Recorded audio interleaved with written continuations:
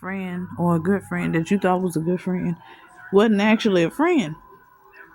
So, and the one I said then that I was talking about then, the girl I was talking about then, I said there's multiple different instances that happened with her. About the same girl that left me in the club.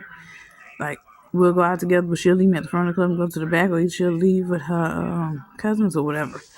Had them come up there and just be bored and stuff. But that's one of the other stories. But yeah.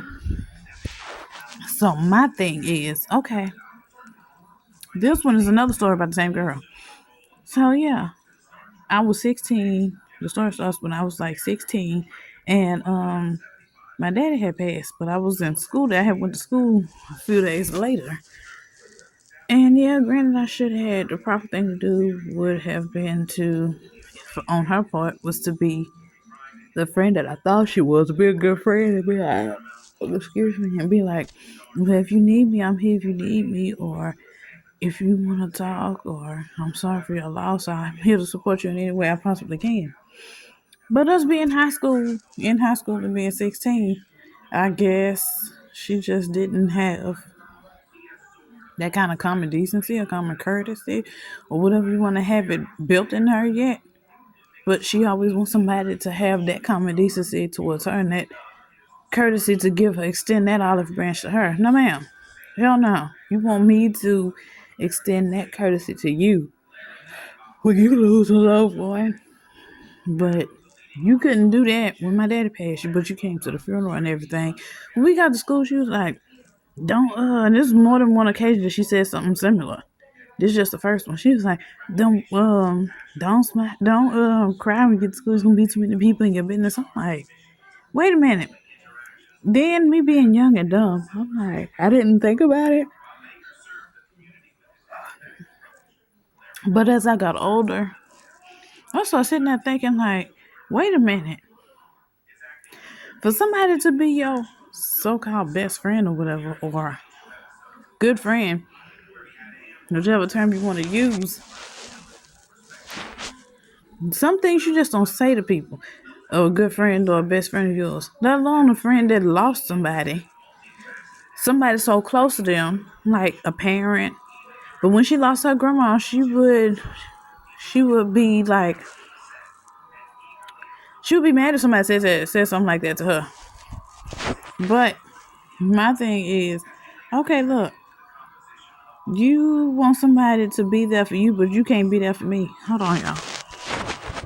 Like, you can't be there for me, but you want me to, okay, you want me to be there for you and to support you, but you can't fucking support me in any kind of way. And then the second thing she said, second instance, it was my birthday. She was like, this girl was singing me happy, one of my classmates was singing happy birthday to me.